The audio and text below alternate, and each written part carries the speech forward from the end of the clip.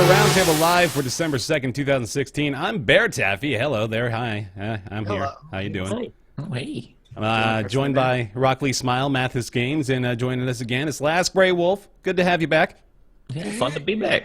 After Ryan took 17 vacations, he decided to quit Roundtable and chase his esports dream to become a professional esports mobile game player. You know what? I think he's got a shot, don't you? I think he's got an actual chance of taking it down. He's a master strategist. Yeah, he's a master strategist, and that's what's important. Yeah. We got it covered. He made it. We didn't. He made it. Now, I am going to be really disappointed if he doesn't begin the show by saying, I'm Ryan Latorno, and the rest of the housemates are about to get schooled. If he doesn't do it, it's just like the biggest waste of an opportunity. No balls. He's gonna make that face, you know, and then that's gonna be the whole thing. He's gonna get that serious face. He always makes that serious face, and then he has the balls to go on Twitter and be like, "Where'd they get that picture?" Face you make in any picture, right? Mouth called him out in it too. I mean, you've seen the Elmo picture I took of him, right? I mean, he looked like pissed. That's just He's angry in every picture. Go look at the dancing GIF. He's angry in that one. It's just Angry all the time, man. That's one of the Elmo picture. That's gonna go down in like the fucking Library of Congress, man. There's nothing wrong with that photo at all. Hope so. So that's where Ryan is. But again, Austin joining us today. Talk a little bit of Hearthstone later on, as well as the Game Awards with us. Yeah, and let's go ahead and break down that docket, shall we? We will be discussing No Man's Sky. The ASA ruling came through, and the verdict is finally in. Also, the 1.1 update, which brings quite a few changes to the game. The Game Awards have concluded as of last night, and we will be discussing the winners as well as our general impressions of the show. Hearthstone's new Mean Streets... Hearthstone? I did say Hearthstone, didn't I? Mean Street Moon Spoon of Gadgetzan. Try it again, baby. Yeah, let me rewind that. Hearthstone, Mean Streets of Gadgetzan. The new expansion has just come out yesterday as well. Big fucking start to December, man, and we are just getting started. All the big stuff's coming. It's crazy. Speaking of which, maybe a new PaRappa the Rapper down the line, which is exciting as hell for me. A new leak from Sony Korea applying for a patent for that name. And I'm also going to go back to Bear's VR Corner. Unfortunately for Ryan, the new segment that he coined the name of is going to begin without him, but we're going to be talking about probably one of my favorite experiences yet in Elite Dangerous in VR. With this, by the way. Can't forget about that. Play it, man. Yeah, not to leave the audio-only listeners out. It's a HOTAS. It's so cool. And then we're going to talk really quickly, and by really quickly, I mean for 45 minutes about Final Fantasy 15. And that's the show. It sounds fun, doesn't it?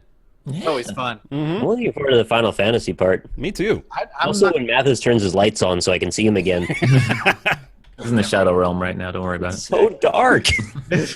I'm a dark man. I have a dark heart. Ever since we started that Lost Initiative, man, like you're Gone to really the dark tapping into place. that character, yeah. Yeah, I need to can't watch leave. that. I'm a method actor.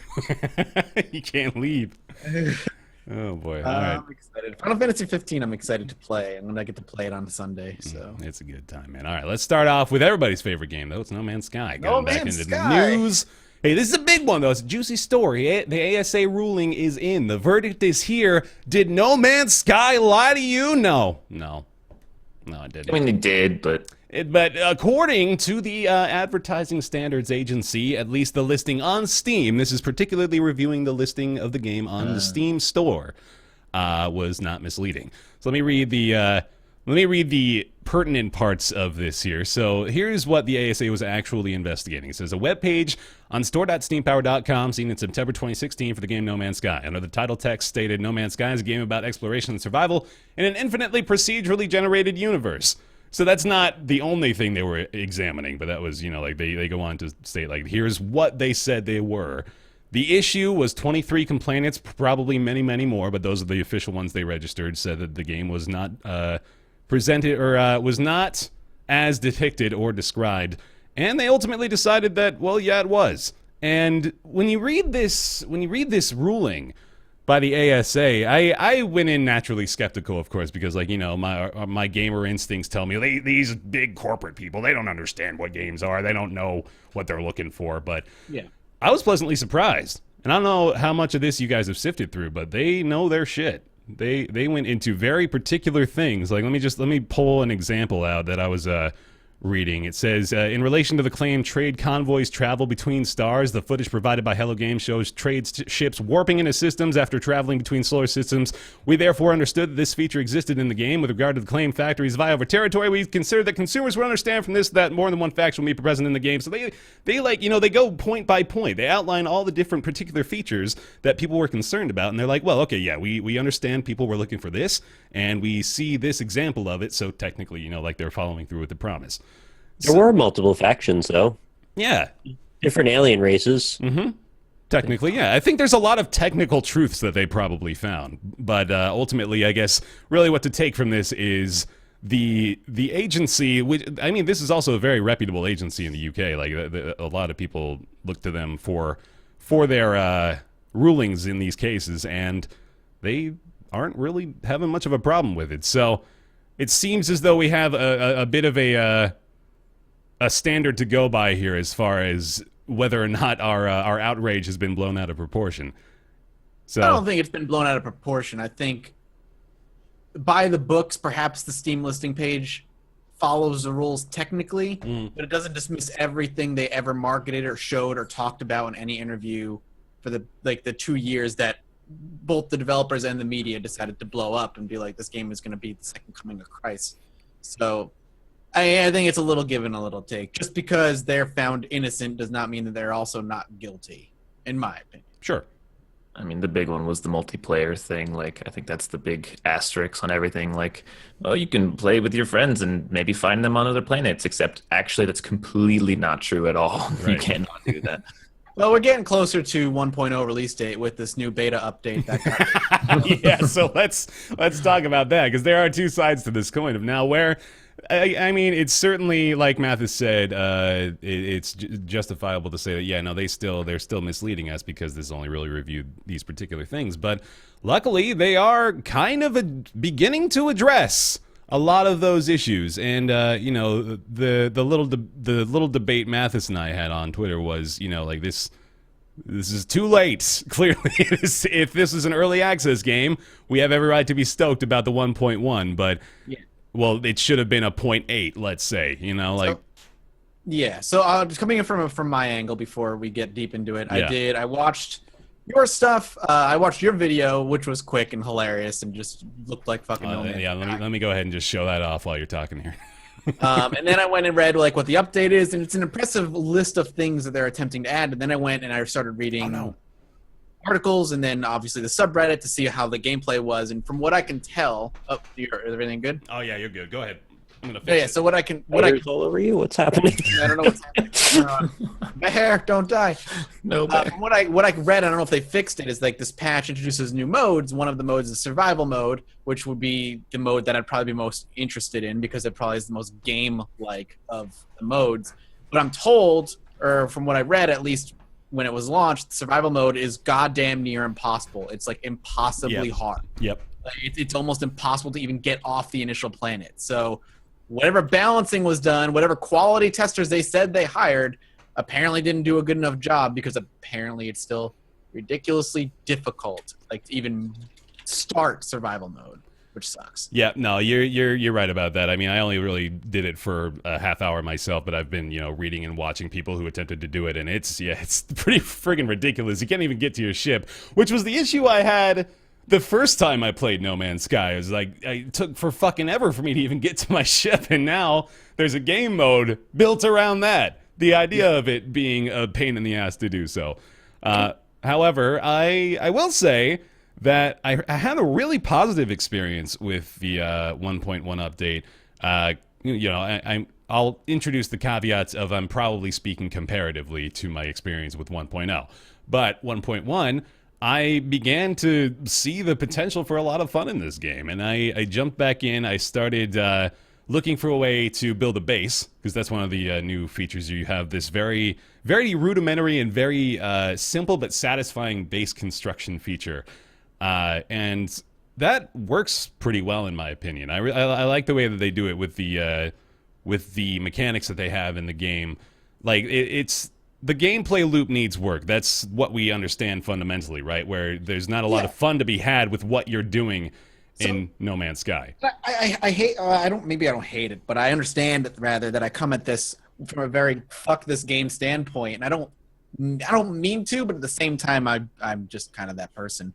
The line that you said that catches me immediately, Bear, is that you said there's a potential for a lot of fun in this game. Yeah. That potential should have been met on 1.0. Yeah, like absolutely. When the game came out. Also, the game initially is built around going from star to star to get to the center of the galaxy and have this like exploration experience.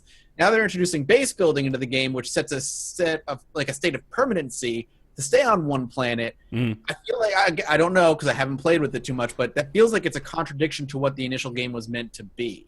Does it feel like that when you play it? Like, oh, now I don't really want to go too far because I have this base, or I can always go back to this plane. Why would I ever want to go to the center of the galaxy when that'll end this whole galaxy and end my base? Why would I build a base if it's just going to go away if I go to the center? Yeah, no, that's valid. I think you've got a good point there, although I will say that that's not ever an opinion that occurred to me while I was playing.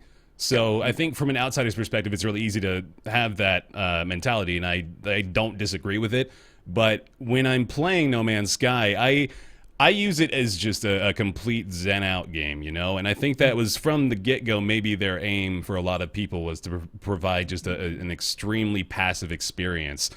And I feel weird talking about it, you know, like as an aside real quick. It's just like I don't want to try to be like the paragon here of redeeming this thing because I don't even like, if you enjoy it, you enjoy it. Yeah, it's like I'm having a little bit of fun with it, but every time somebody came into the chat, it was like, "Okay, Bear, is this enough to redeem it? Has No Man's Sky been brought back from the grave?" And I'm like, "No, fuck, it's not the point, man. Like this is just I am trying to appreciate 1.1 for what it is and the entertainment value that it's brought to me, and I am, and it surprised me that it brought me back and it made me play the game multiple times again because I didn't think I would, but it did. I think people need to understand, and like I feel like I understand that, but I'm still gonna like critique it regardless. Yeah. Now, 1.1 or 1.2, 1.3, these updates are not going to make this game the game that you were hoping it was going to be. And I don't think it's ever going to be that all-encompassing space sim that they marketed to people. And as long as you understand that and you enjoyed what was in 1.0 and are looking for extra layers with 1.1.2, whatever, you'll probably enjoy it. If you're like me, you'll never enjoy it. Yeah, and I think that's pretty succinct, yeah. People really want to bite onto this narrative, like, it's all they want is to talk about the narrative and not actually seem to be very interested in the actual game. Yeah. To the point where they almost just don't even acknowledge the game anymore. It's just about, is this the thing that it is or is it not? Right. Like, it's like fuel for anger. Like, it definitely just felt like a lot of people wanted to come in here into the stream just to hear me say, yeah, this is still shit, just to vindicate the opinion, right? But that's that dog pile mentality. Yeah. But we still want to dig a deeper grave, apparently, for Hello Games. And I'm not gonna sit here and act like we haven't been, talking about the game every other week and, doing our part in kind of shitting on it. But I keep saying this though. Yeah. But I really do genuinely enjoy like the improvements they made. The freighters are cool to me too, and they're these fucking 17 million unit ships, but I imagine I don't have enough money yet, but I imagine when you're able to actually build it out and have your own massive capital ship that you can take around with you, that's cool as shit, right? The idea of that at least is awesome. So, and the simplicity of the construction I think is a big selling point for it too. So I like what they've done with what they've got, and it shows promise to me. This is probably the best that I could have hoped for in an update to this game, which I didn't even know for sure would ever come. So I gotta give him like a little bit of kudos there, I guess. No, I'm sitting on the side of like I just didn't enjoy the game to begin with. A lot of the update changes with 1.1 don't make sense to me, but that's fine. If people enjoy it, they enjoy it. The one thing I will say that I think was a huge mistake on the developers' part has really nothing to do with the game itself. Is their PR after the game launched, aka radio silence, not talking to anybody, not keeping like contact with people who bought the game, and just staying silent and staying cloistered, not saying a word, really was a poor choice. Like that was a very, even just little things coming out and just saying like, hey, we're working on updates, or hey, here's what we got planned for the next one, or just talking. Yeah. would have been good, but they were like, just not going to say anything, and that did more harm than good. I will say they know how to make a goddamn trailer, dude. Like, if anything... Oh, was there a trailer for 1.1? Yeah, for 1.1 at home, man. It's like... That was another thing, too, is I couldn't believe the possibility of them putting out a video after that 3 months of silence and it not just being inundated with dislikes and hatred, but it was a good enough update video where people were like, oh, well, fuck, okay, maybe I'll try it out again. So there's... I don't think we ever critique them for being bad at creating hype. No, you're definitely right about that. I just think that the one thing that we can't seem to get away from is what Mathis kind of said already about how it doesn't really play to the strengths of the game design. The fact that you're stuck on this planet building more stuff where the whole gear of the game is to leave the planet, I don't understand if they even know what game they're trying to make. I can't defend that position. I just don't understand. Like, I don't. That was where I came from. Get the point of it. I'm like, wait, your whole point of the game was to figure out the mystery of the universe. People figured it out, and they were very disappointed with it. They're like, okay, well, that sucked. Maybe they'll enjoy this instead. Well, there's like, okay, at this point, we're not spoiling anybody. There's nothing there. That's the thing. Yeah, there's nothing at the center of the game. It's just so when there's no reward at all. But here's this cool. This is beating a dead horse at this point. Did they add the portals yet? Yeah, they have the teleporters now. So you can. I haven't been able to use them myself, but I believe you can like teleport from your base to another base on a different planet. So I mean, there's that functionality. Which again, if you're looking at it from the perspective of what does this do to help me achieve my quote unquote main goal, then really not a lot. But okay, if there's teleporters, it at least makes some sense. Yeah. But my understanding from when I played it was that once you leave a planet, you're basically never going back again. So that I didn't get why you would build stuff as if you're going to live there and then never. I still think like your idea of it doesn't really make a lot of sense. The ideas of building for habitable space and exploring deeper and deeper with no intention of return, like those are not congruent with one another. I'm pretty sure still. Well, they're two different games. Yeah. And I guess it's cool to cater to both, but I just don't feel like they realized any main focus. So why branch off into multiple facets when you haven't finished the first idea yet? Looking at it outside of that, though, it's fun. I just like doing it. 2 and 3 month springs. Yeah, we'll see. Okay, let's talk about the Game Awards. Shall we? that excited clap. Mathis's dark persona gets to shine here. Let's shit show. Here we go.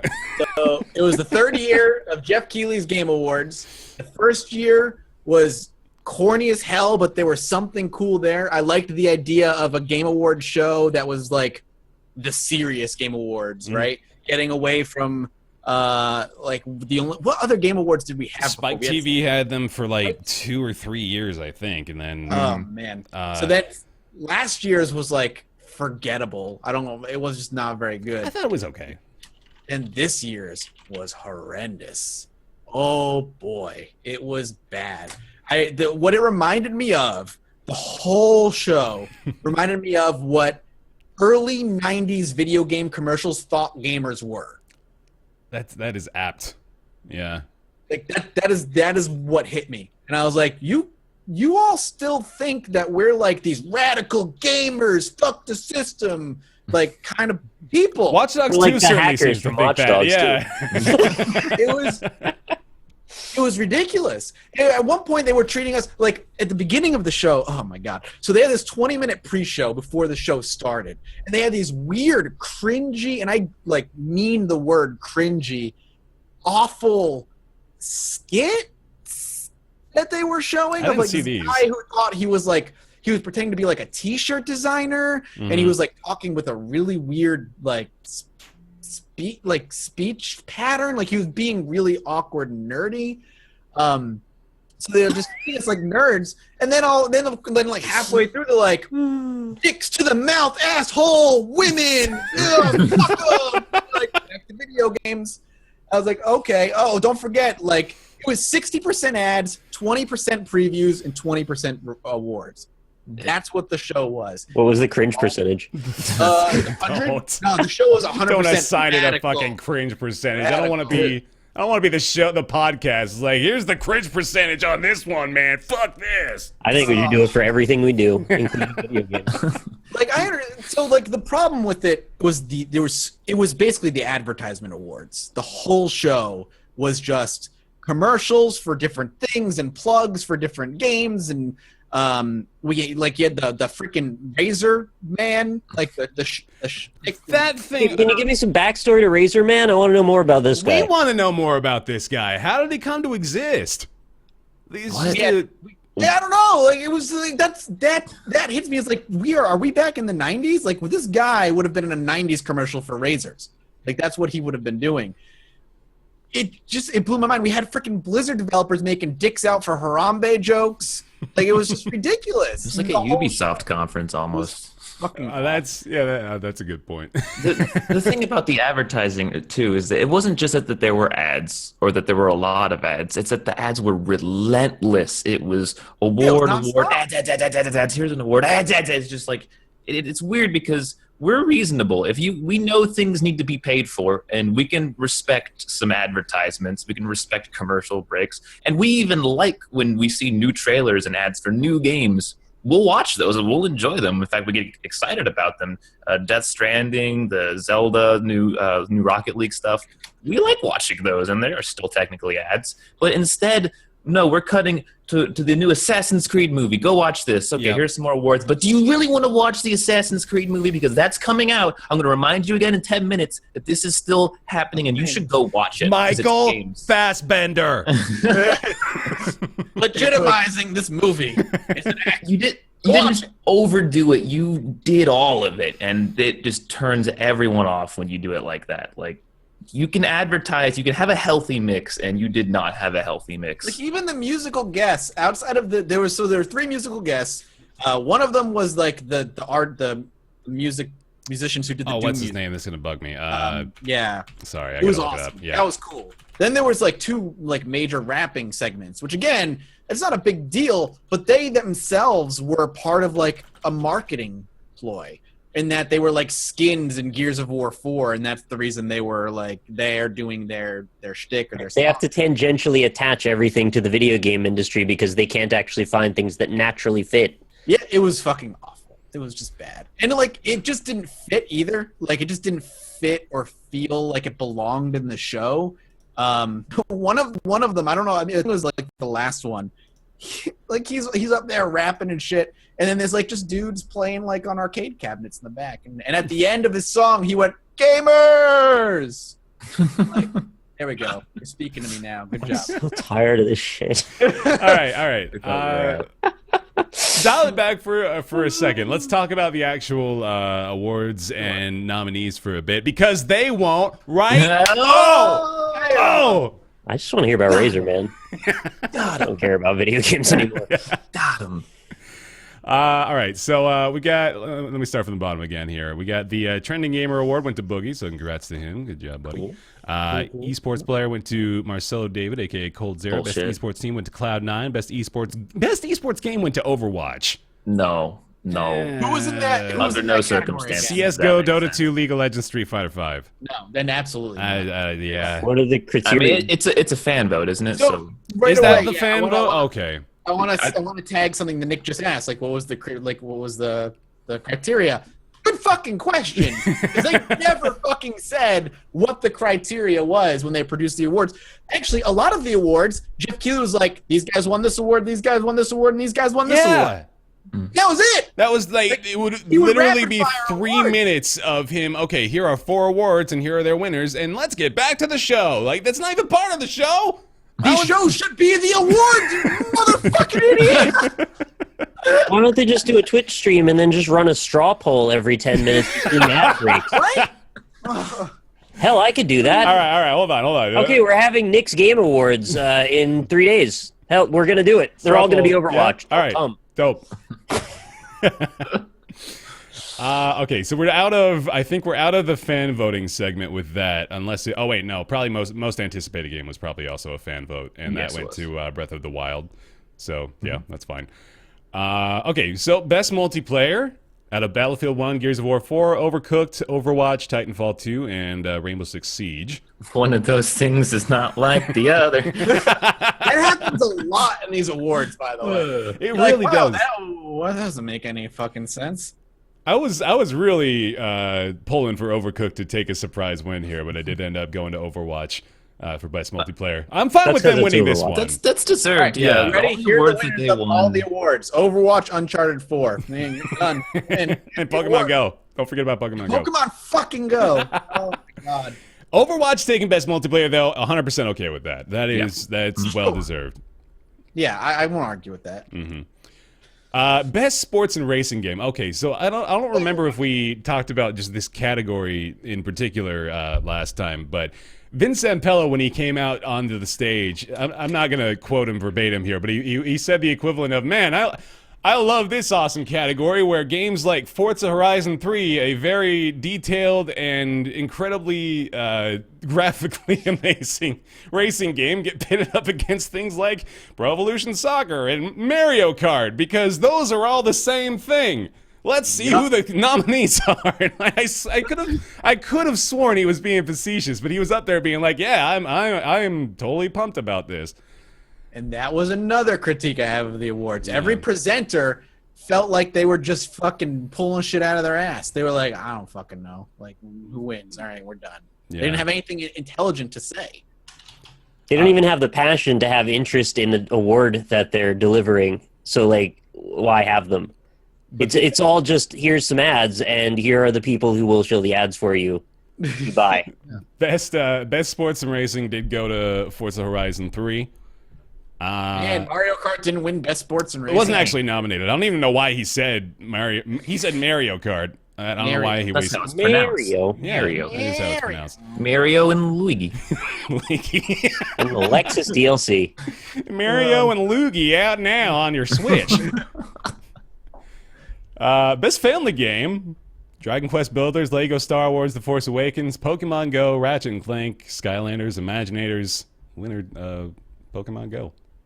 That blows my fucking mind. Pokemon Go. That category, though, like, does it matter? Yo, what was the criteria of the category? Best family game. It says Best best game for appropriate families. for family play, including toys to life, rhythm, music, dance, and other genres. So basically, whatever we can fit into this category, we're making a category. Pokemon Go is not a fucking family game. It makes the kids go outside, so yay! Yeah, like there's the cultural impact argument that you make every time this is brought up as the award winner, but that's probably enough. I'm gonna get back on the Pokemon Go horse again and just to play to their defense. Like, yeah, it was It's a Ponyta. it was a pretty massive release, man. I'm with you on that, Mhm. but I don't think it deserves to win these awards. Yeah, it doesn't. All right. Off the strategy game. I really gave him hell, and you totally I'm sorry. I don't know what to do at this point, man. Best strategy game: Civilization 6, Fire Emblem Fates, Banner Saga 2, Total War Warhammer, and XCOM 2. The winner was Civ 6. Did you say Facebender Saga? Yeah, sure did. I want to play that. Fire Emblem Fates and the Banner Saga 2. Mario Normally, I'd be 64. like, Civ just won because it's Civ, but Civ 6 is really good. Civ 6 is great. I All think the games in that category were good, though. So Yeah. I'm okay with that category. Yeah, that was a strong category. That was so let's get rid of the fat here. Let's see what doesn't need to be a category. So like Most of them. Family game. no, Best I family think we need to actually consider that a lot of these deserve a nomination, but there's maybe better. Best esports team. I don't really care. Yeah. Maybe some people care. I don't know. There's the fan service there, but we're really no. I mean, now that I analyze it pretty heavily, I think just there needs to be a better, maybe just better defining, and not necessarily trimming the fat here, but strategy, sports and racing. I don't know if that still needs to be one category, but anyway. There needs to be more games in it for it to actually compete. Since there's not really anybody to talk about, it's like, all right, here's the one racing game, you win. So few nominees for some categories too. It's just very surprising. Speaking of which, best fighting game. Left out a couple of notable ones, but Killer Instinct Season 3, King of Fighters 14, Pokken Tournament, and Street Fighter 5. Let me guess, Street Fighter 1? Street Fighter 1. That was one of the awards that was That's just like bizarre. Jeff Keighley showed up. He was like, Street Fighter 5 won. That was like 90% of the awards. So Most people were so pissed when that game came out. I didn't know the tides had turned. apparently, it's gotten a lot better. It has gotten a lot better, yeah. Not that I played a lot, but through the grapevine. Yeah. Oh, this next category will.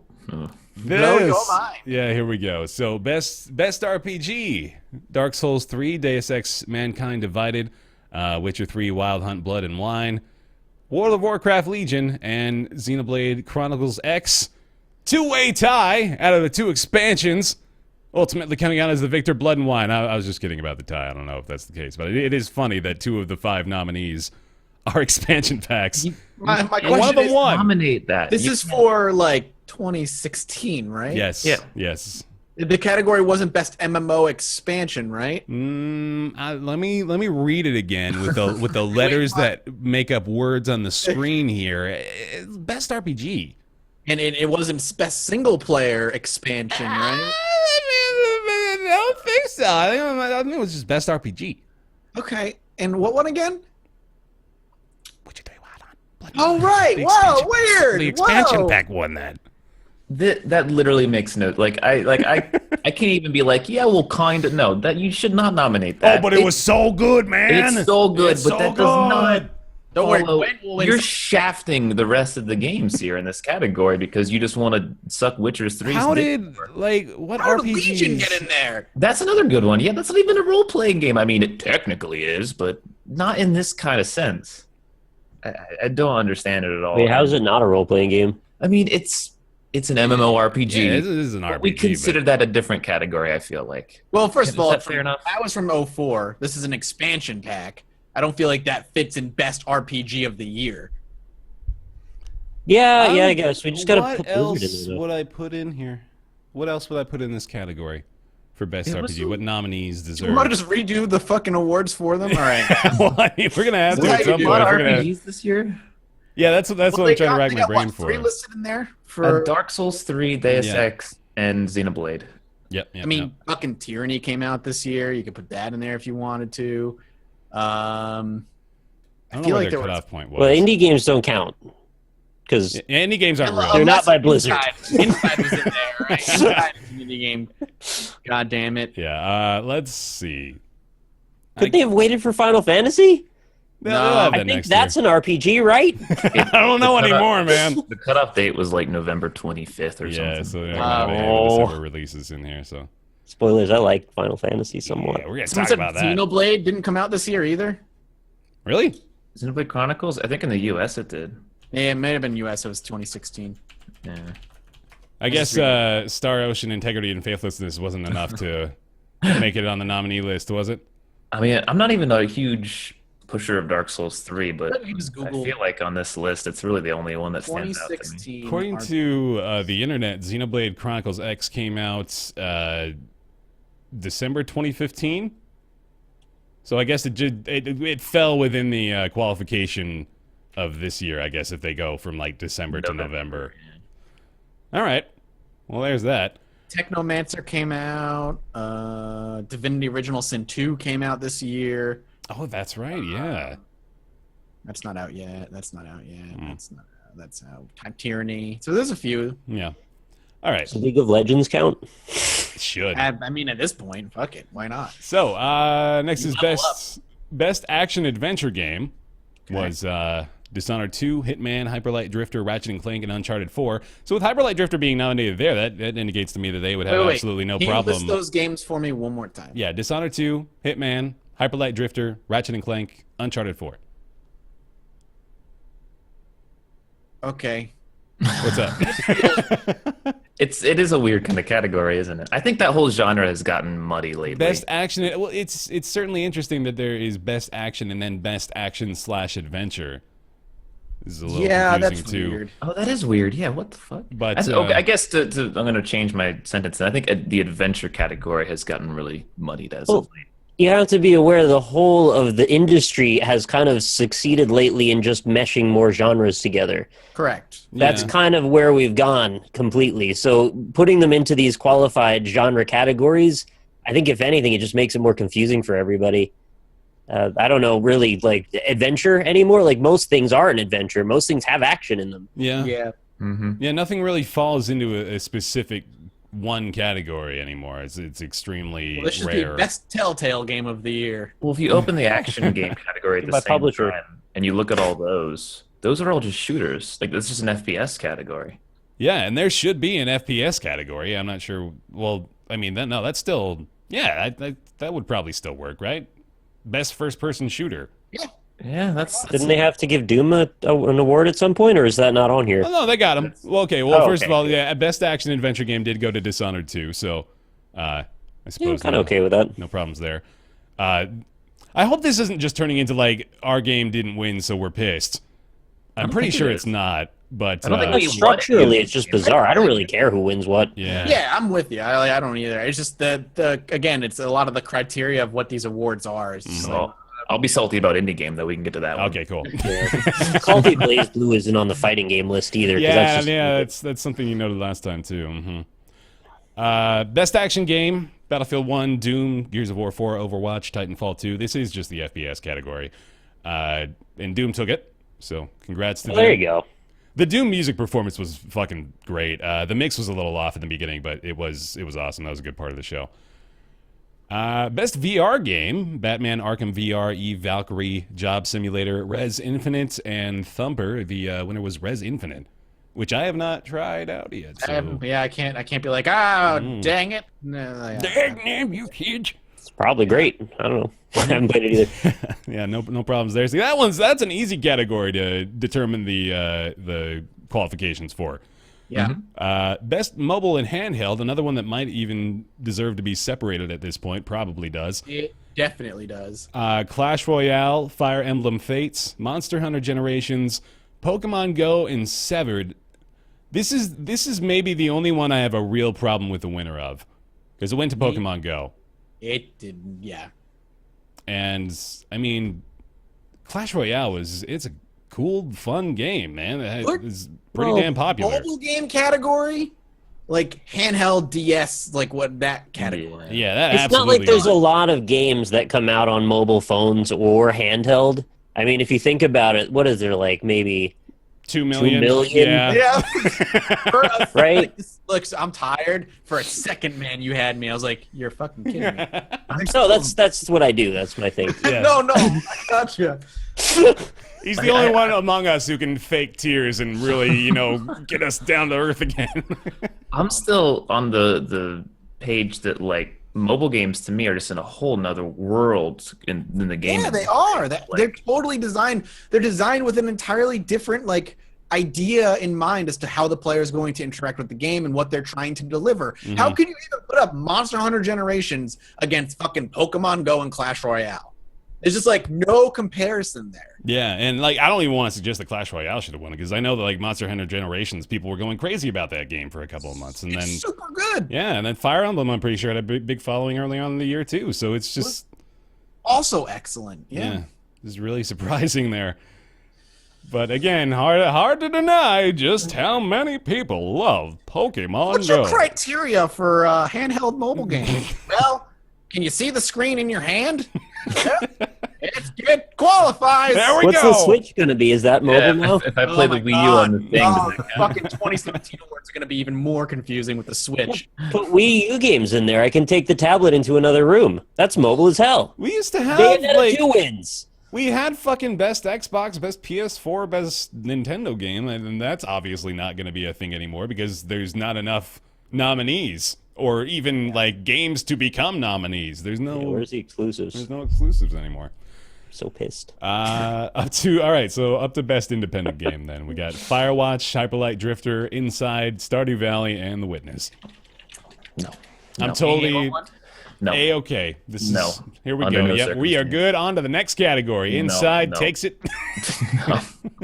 I really don't see on any planet how Inside outranks The Witness in this I category. do. I do too. I don't agree with it. I'm the Stardew Valley camp. I think Stardew Valley should have won. I would put Stardew Valley above Inside But too. I can see, I can actually see, okay, Inside for a lot of people meant it hit them hard. It was very important to them. It was What part of it hit them hard?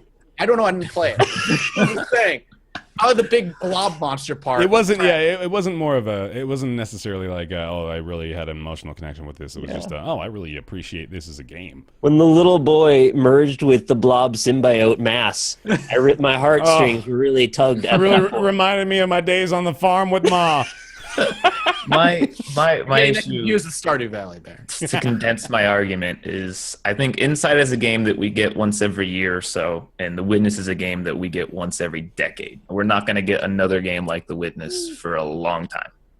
I don't think. I think that's a little dismissive to Inside. I think it's better than that, but also I think you're right about Witness. I think it is better than that, but I know most people don't agree with us, and that's probably all right. I think The Witness is just too niche to really win this category, unfortunately. Like, I'm not. Put it in the handheld mobile game, though.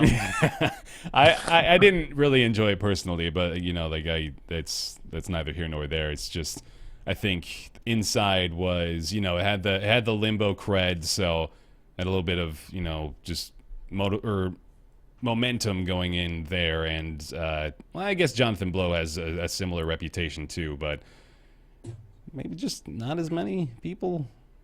Oh, yeah, enjoyed it. Owlboy wasn't in there. Did that come out in time? Owlboy probably did. I wouldn't put Owlboy above any of these, to be honest. Really? No, I wouldn't. I don't like Hyper Light Drifter Bing. I thought Hyper Light Drifter was actually kind of shitty. With the 60 FPS patch, it made it a hell of a lot better to play. I'm not even talking about the FPS. I think the game was artistically beautiful, but I think that the gameplay itself was super flawed. I don't know. That might just be me, though. I don't think you're alone in that. Inside, just I love it. I think everyone. We could go on for another. We did it already once. We could talk about Inside for another hour if we wanted to. But. Okay, and then games for Impact: 1979 Revolution, Blockhood, Orwell, Sea Hero Quest, and That Dragon Cancer. That Dragon Cancer ultimately ended up being the winner. The speech was great. Can we just talk about that particular segment? Yeah. About, and I'm glad I wasn't the only one that noticed. Like, that was really awkward with how they were presenting the award.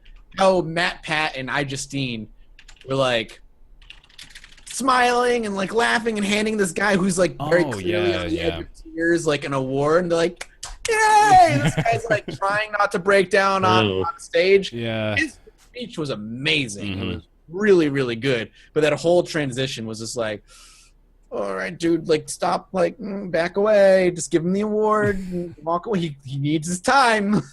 Maybe they were just trying to keep the flow going and not let that mood become pervasive and like change the tone of the whole thing. That's That wasn't reasonable. going to happen with that game. No, Right. probably not. But I think the guy probably just didn't know what to do beyond just pretend it isn't happening. Maybe I didn't see it, so I don't know. Yeah. But anyway, yeah, that's there's nothing snarky to say about That Dragon Cancer. Obviously, it's just congrats to him. On to best performance. We got 3 characters from Uncharted 4. It's 3 now? I thought it was 2. No, it was 3. It's the 3 main characters. We got 2 Troy Baker, characters from Nolan North, Firewatch, and then Alex Hernandez as Lincoln Clay in Mafia 3. Just guess. You can just Nolan guess. North's taking it.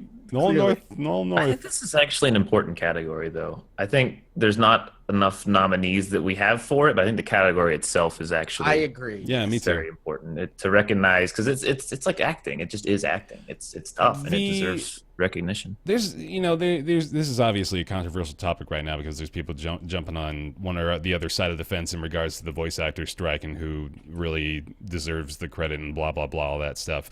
I like the speech that Nolan gave. I thought it was really poignant, pointing out the fact that everybody's work deserves to be valued, and I think that's the opinion that most of the voice actors have too. Unfortunately, they're just not really able to do anything for the developers, and I think that was Nolan North's attempt at giving them a little bit of a voice when he had the opportunity to. So I want to give him kudos for that first of all. But I agree with you, Austin, in that this is an important one, and this is like as close to video game celebrity as we have too, which is a driving force for the award show. I think it's like one of the few things beyond just selling ads that you can do to get more people involved and interested in the show is to have these people that we can identify as, oh, it's Commander Shepard, or oh, it's Nathan Drake, or oh, it's fucking what's his name from BioShock Infinite, Booker? Yeah, Booker. That was Troy. Yeah, it's Troy Baker. Such celebrity. Yeah. What's his name again? Well, like I know his name though. Yeah, But yeah, no, I think this is a cool one that hopefully continues to get more attention and hopefully gets a little bit more diversity in the representation too. Not from the people, but from the games and the different characters portrayed. So yeah, it's neat. It's Hideo Kojima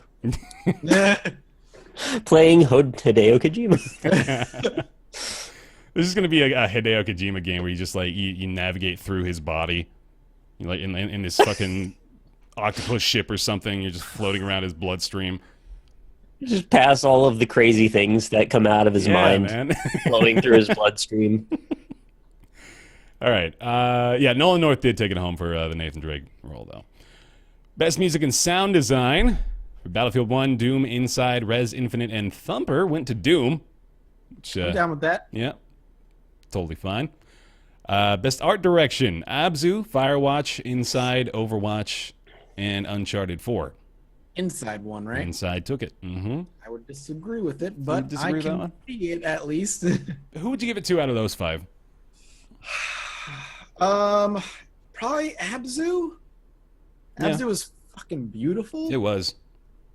What was the rest of them? Firewatch, Overwatch, Uncharted 4. Yeah. I'm not really that disagreeing with this one, even though I hated that Inside One indie game. I think art-wise it was really beautiful. And where's Hyperlight Drifter on this? Like, Again, it's such a weird I guess it's just the problem with our industry in that if we're gonna be art direction is such a fucking vague term. Yeah. Like you can't do it like the movies where it's like best costume design, like because It's all the same people. It's all you're gonna see like realistic costumes. You can only do so much, but when you're doing like video game stuff, something like Abzu, and then comparing it to something like Uncharted 4, it is so hard to be like, well, which one did it better? Yeah. What is their criteria? That's what you need to know. Like, what are they making this decision based on? What are their like bullet points? And they've got to have something. There's like some rubric or something that they're using, hopefully in the back end. I really feel like they just went around the room and like, what are you feeling? No, all right. But like, I guess the only thing I guess I talked about it pre-show was they like got a bunch of big name industry people that work for magazines and shit. Yeah. And then they all voted, and it narrowed it down to the top 5, and then they all voted on the top 5. So they had a big list of games. Yeah. They all voted, which narrowed it down to their top 5 or 6 or whatever for the category, and then they took those, and then they voted for that. It is a tough category because people are saying like, why is Overwatch there? But you got to understand that for entirely different reasons, Overwatch has incredible art direction. Overwatch is fucking insane, but Pixar beautiful. It's a beautiful game. But it's Abzu for is different reasons. gorgeous in its own right. Yeah. But yeah, they're all just totally different. I don't know how you break up the category. I agree with Texir from chat. He says like each category just needs a very specific rubric that's public knowledge that people can just look at and say, this is the criteria. Mm-hmm. Yes. Agreed. But they don't. Best narrative: Firewatch, Inside, Mafia 3, Oxenfree, and Uncharted 4. Did Uncharted win? Uncharted 1. Why is Inside on this? Why? Yeah, They picked the one. They're like, this is the one. We're gonna put in everything. No, there's like a negative It needs narrative to in be that. Uncharted or Mafia 3. Mafia 3's story was fantastic. I'm going to come to bat for Inside's story. I will say that while the conclusion ultimately may have not been satisfying for a lot of people, I do think it had a really interesting narrative to it. I think the implied narrative of Inside, with the absence of dialogue, ultimately, it's pretty. It's definitely not, I don't think, the best narrative of the year, but I appreciated it for its storytelling ability. Oh. Is it a narrative or is it a theme? Because I think it's a theme. I think you can extrapolate concepts from what happens in the atmosphere of that game and apply it to a metaphor of life. But I don't think there's an actual narrative to that game other than those vague themes. No, I think there are abstract concepts that are representative of something that's actually going on in the world that you're a part of. And I think that's enough to claim that it's got a narrative of its own, because I can put together in my head like a story for the boy that I'm playing now that I've experienced everything the game has to offer. I can like kind of go from point A to point B of how he got here, kind of where he began, and then like ultimately what happens to him. Like I think there's a narrative there, and there, you know, it's mostly, as you mentioned, just like little thematic pieces that you pick up as you go throughout the game, but I think it puts together something by the end of it that's at least somewhat cohesive. That's my interpretation. I'm still struggling to figure out what that thing is.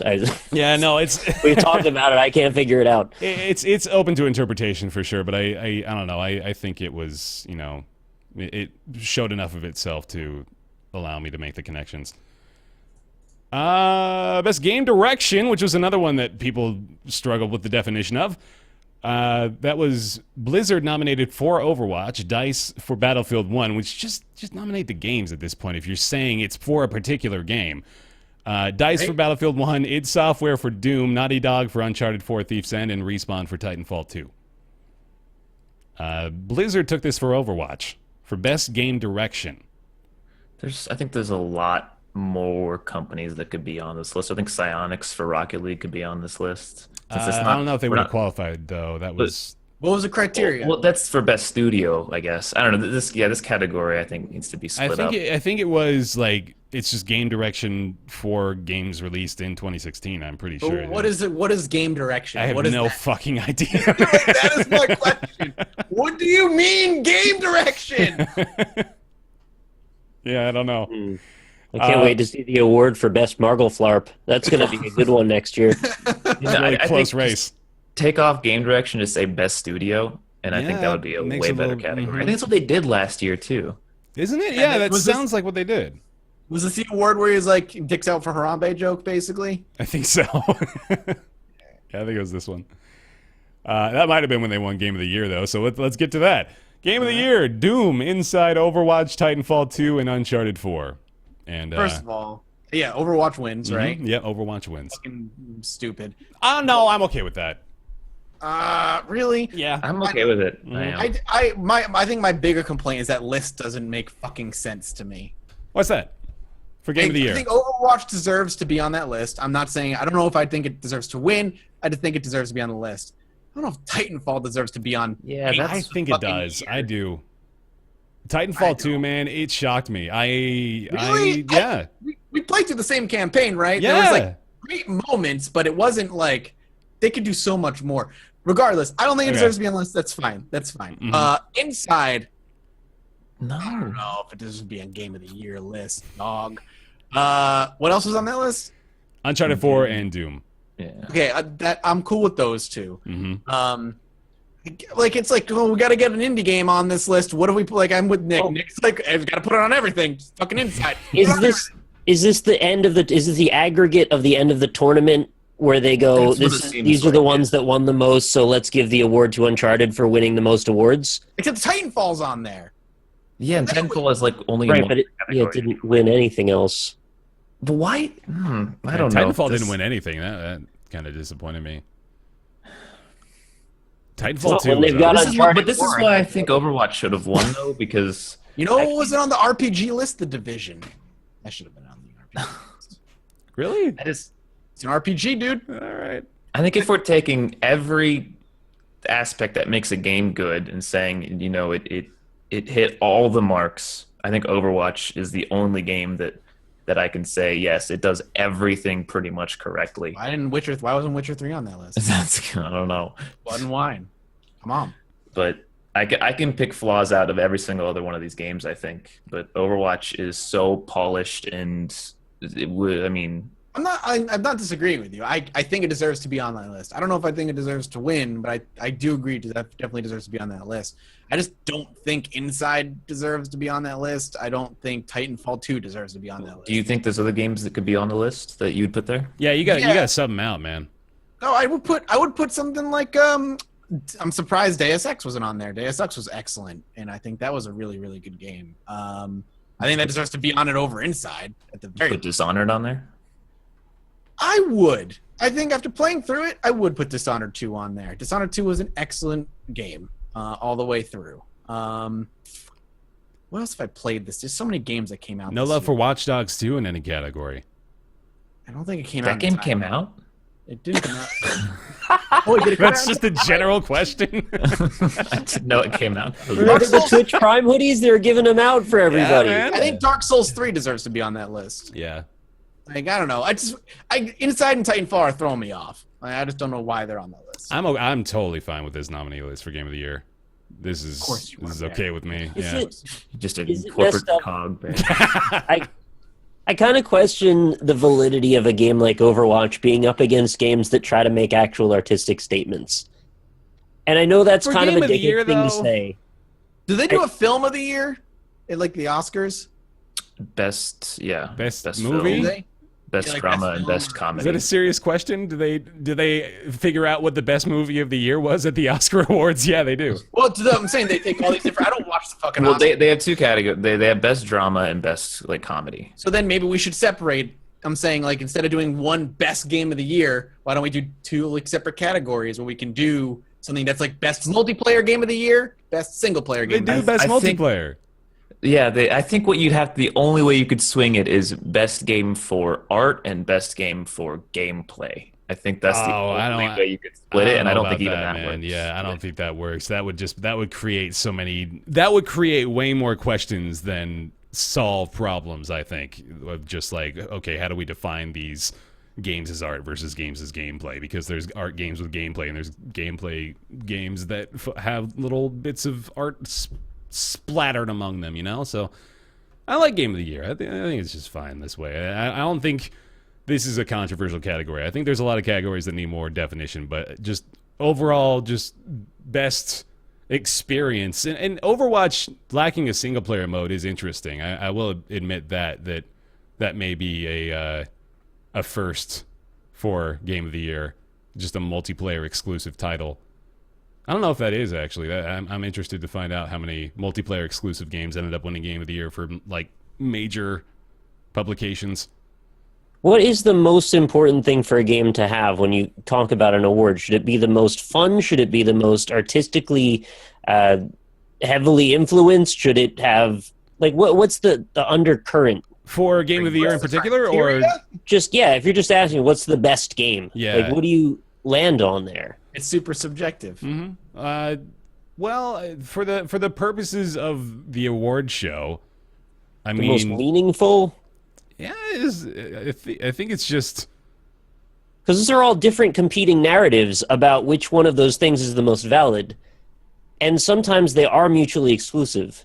I guess that's why you have a giant bunch of people all voting, and it just comes up whoever voted the most. That's when Is it the game that makes the most money? that's category. that can't be an award, man. That'd be the stupidest award of all time. The most profitable game of the year.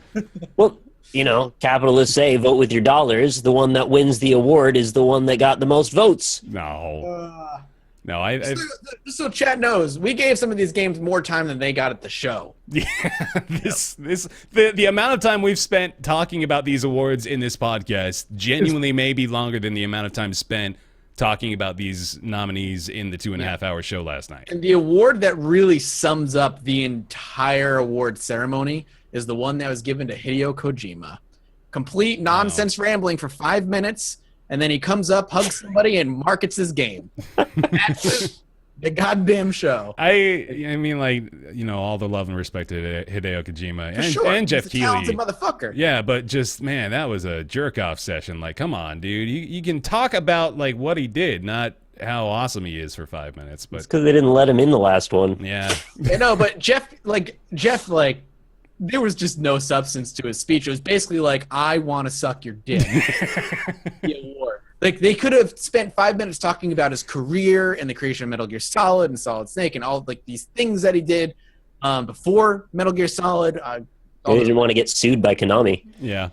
Like, you're not allowed to talk about this game ever again in regard to this man. Instead, he was just like, I fucking love you, Hideo Kojima. Yeah. Take this award. And then they cried. Hard to blame him, but yeah. Best Kojima of the Year award goes to Hideo Kojima. All right, so that's the Game Awards. Yeah, overall impressions. I mean, let's be real. When we're talking about this show, we all, like Austin said, we all recognize the show has to make money. He's got to do all this shit. He's got to sell this ad space. He's got to shill out to the big companies because otherwise you can't put this show on because it costs a shitload of money and you need the people to pay for it. But scale it the fuck down. yeah, just please, like we gotta talk about the fucking awards, man. And like, even if we don't have the staying power of these celebrities or the ability to really drive a huge audience to watch this thing, like if your whole objective from the onset in creating the Game Awards was to steer away from this Spike TV bullshit, then you're not doing it with the goddamn Big Shave guy, okay? No, like that should be clear. Like a Spike TV fucking award show. Yeah. That's what it felt like. Just a step back too, because I thought for the past 2 years they were kind of making their way away from it, and then now we're right back. Yeah. He's like, in my opinion, he needs to scale it. Like, if he needs that much ad to pay for what he's trying to do, bring it back, man. The seats weren't even fucking filled halfway. Like, if anytime they did a pan out to the audience, that stopped and then the whole back half was empty. Like, it wasn't a full arena.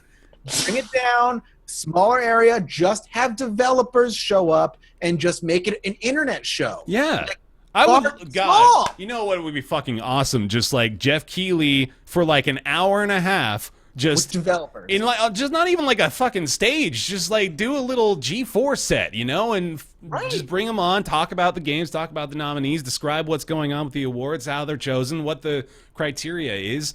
Maybe not a lot of people would watch it, not a ton, or like probably. I think a lot of people would still watch it. That's why you get the foot spa and the cereal out, and you pour them into each other, and then you stand in it for about 15 minutes. That's how the people watch. That's how you drive engagement, damn it. Exactly right. I don't want to pretend I know how to do it either, but it's just, this is not. Jeff Keighley had an agenda when he started doing the show, and I think we all have the opinion that he's maybe lost sight of that a little bit. But Yeah, it feels like he went in such the wrong direction. yeah, so we'll see. We'll see what happens next year. Yeah, hopefully some feedback is garnered. Maybe this was the most profitable and successful run of the Game Awards since its inception. I bet it was, honestly. Profitable, at least. I hope next year we see Razor Man fight Deodorant Man. Oh boy, here And we then they go. all fight Pepsi Man and Ocean Man at the end. Yes, I'm into Nobody it. beats Ocean Man. Then Triangle Man shows up and nobody understands the reference. Oh, Oh, man. they might be giants. All right. I got it. Yeah, I'm glad you all got it. Yeah. Okay. Well, let's skirt off that real quick because I just need to take a big old swig of this. Oh, Hey, Bear, what are you drinking? Oh my God, Bear! Bear, what is That looks pretty good. Oh, it's so Shut good. up, You know what this Austin. is? Shut up, Austin. Oh, yeah. Austin, you're not allowed to talk. Damn it, they're not paying you. I'll go over here. There you go. No, come back, Austin. Come back. Hey, everybody, it's a delicious tall can of Madrina's Coffee, official sponsor of the Roundtable podcast. Can you believe that? Oh, What my is goodness. that? You can go to madrinascoffee.com/roundtable right now, and you know what you can win, guys? Do you? What? Do you actually know? I don't know if you know. I do, but Oh, Mathis, do you know? Is it coffee for a whole year? You're goddamn right it is. It's an entire year of Madrina's delicious coffee. You can go there right now and get a bunch of entries through the Gleamio thing in there. madrinascoffee.com/roundtable. You can also go to madrinascoffee.com and use the code ROUNDTABLECOFFEE. Roundtable Coffee gets you 40% off of any purchase online. It's a good deal. Madrina's is delicious, recyclable cans, all kinds of flavors. Even if you don't like coffee, they got flavors on there. Like I'm not a big coffee drinker, to be honest, but I've got this stuff that I really, really like, so it's good. I got pretty much addicted to it for a month, and I couldn't start my day without it. Like these fucking It's guys, so good. these two, like we've been planning on doing this for a little bit, and I'm like, okay, so you guys are gonna have cans ready to go for the first show, right? Yeah, we drank 'em all. They drank them all, which I guess is the best excuse that you can have for not being prepped for the show. But Sorry, man. I enjoyed it too much. yeah, no, that's okay. There's no BSing here. Like, legitimately, I wouldn't want to be involved with this if I didn't actually like Madrinas, and I do. So, we don't have to inflate the product because it's actually good. Yep. Yep. So I there you mean, go. if I didn't like it, I wouldn't have had like 2 or 3 extra shipments sent my way. If we didn't like it, we wouldn't still be talking about it. We would be adhering to like a very strict 30-second cutoff regiment for talking about Madrina's That's coffee. Also, you can't be yelling at me, fam. It's not here yet. It's not yet. You can't be yelling, "Where's my can?" It's not here. So thank you very much to Madrinas. We really appreciate the support for the show, and hopefully you guys can enjoy some discounted coffee as well. Let's talk about Hearthstone, though. Ooh, I like that. Yeah, I like I figured Hearthstone. you would. Okay, so the Mean Streets of Gadgetzan expansion has... This came out... Man, this was really quick, wasn't it? Like, this feels like it was a lot faster than the expansions prior to it, as far as announcement to they've release. been following a pretty, I think, samey schedule Yeah? over the past couple of years. Yeah, expansion, adventure. They've been pretty consistent with it. All right, so But, yeah, tell me about this one, man. well, the expansion itself, I mean, if you play Hearthstone, you're gonna like it. The cards are good. I've only been playing maybe 3 or 4 hours, but I've seen a bunch of new decks already. I think it's gonna be healthy for the game. We really can't say balance-wise what it's gonna do because we need to wait like a couple weeks for that. But Yeah. totally no problems with the cards themselves. There was a whole debacle that happened when the expansion released. Something on the back end messed up. Some numbers got switched around, and when people were opening packs, that they spent their money on, they got a lot of the same like 12 or so cards. For some reason, a specific 12 cards showed up like triple as much as the rest of the cards. Weird.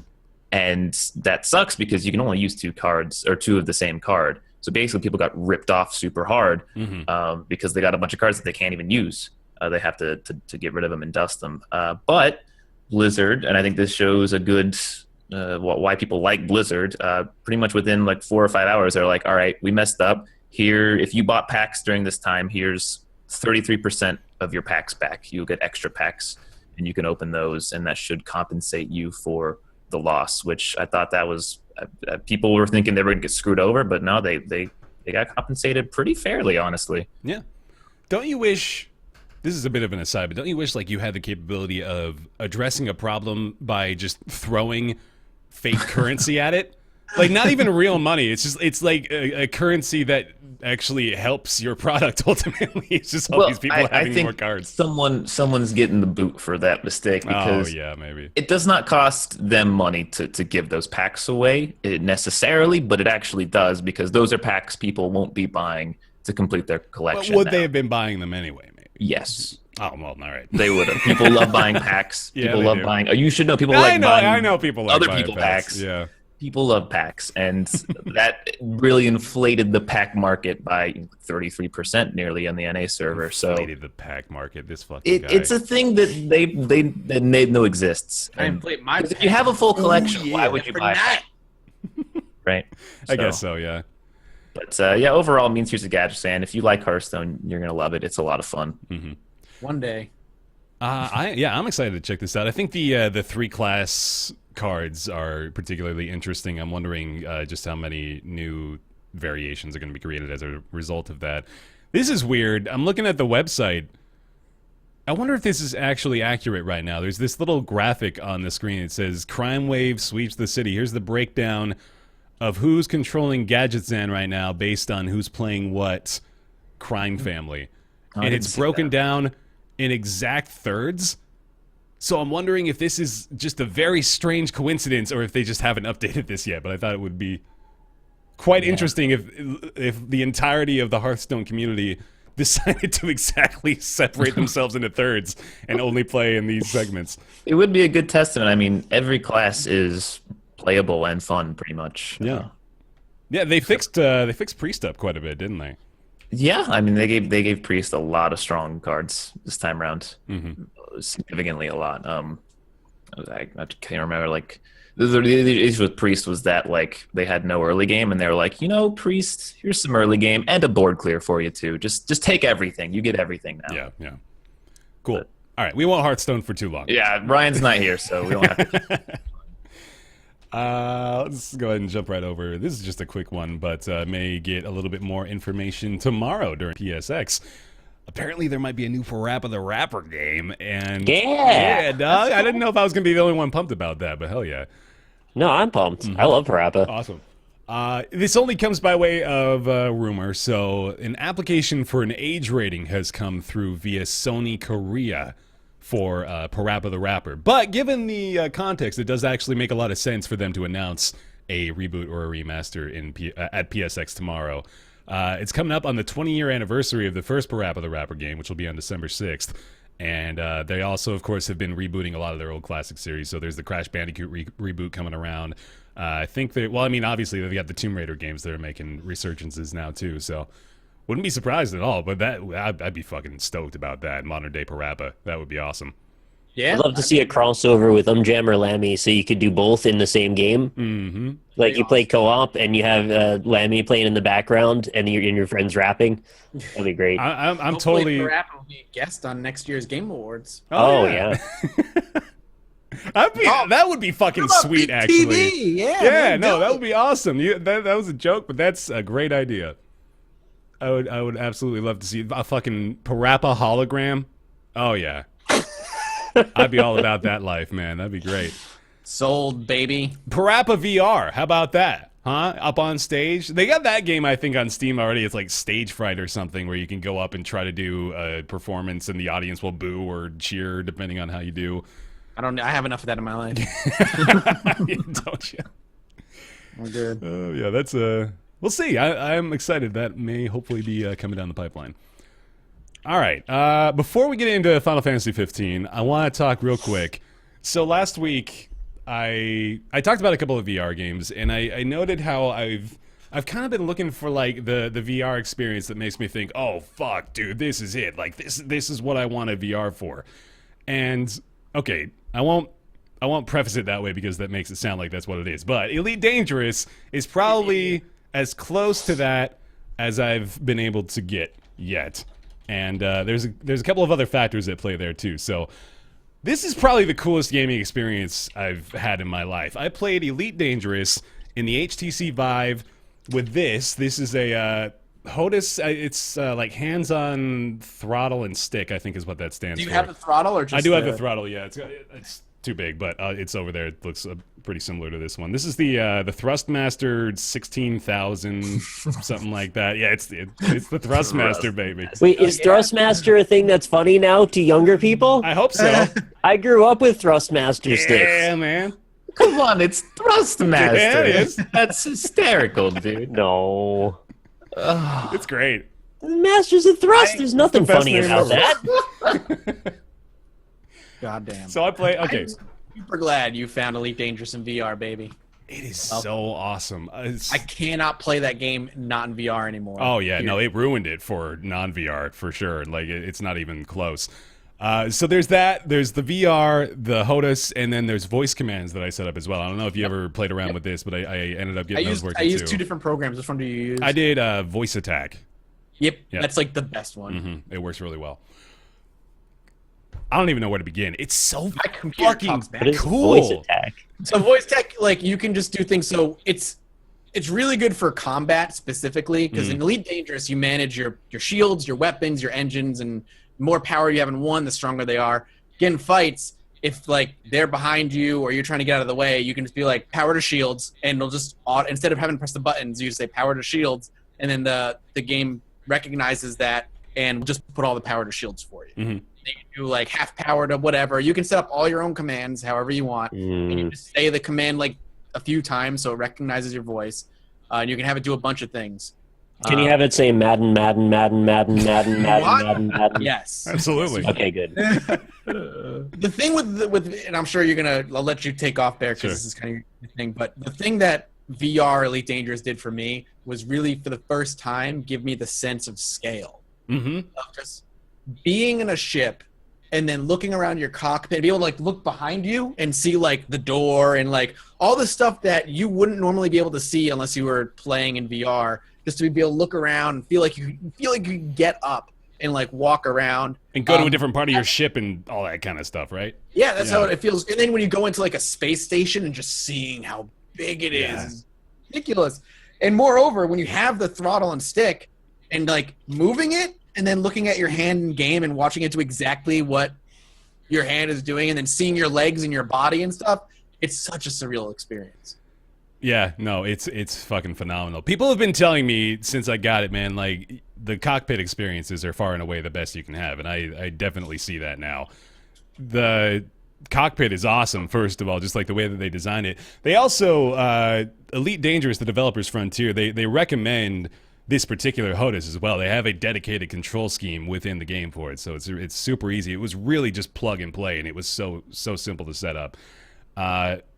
So you are in this cockpit, and Your Sidewinder, you're scrapping yeah, man, and it really it's got the feel down pat.